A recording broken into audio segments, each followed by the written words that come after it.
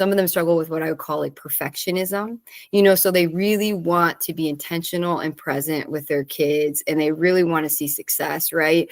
But sometimes that creates like a lot of like anxiety. Like what if my kid doesn't, do well on a test? What if my kid isn't going to make friends at school?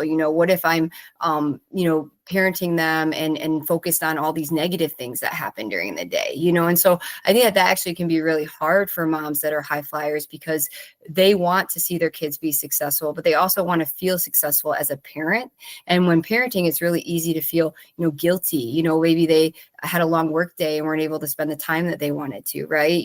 Or maybe they feel guilty in opposite directions, like, oh, they were, at home and had to miss something, in those directions.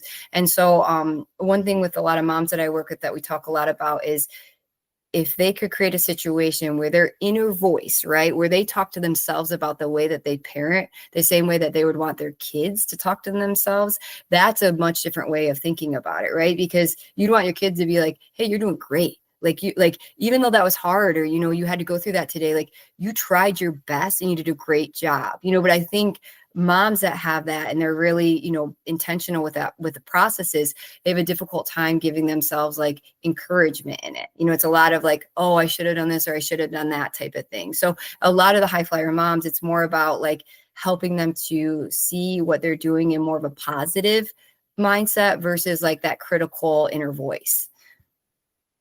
Wow. Yeah. You've told me a few times, and you've even alluded a little bit, you like to use homework.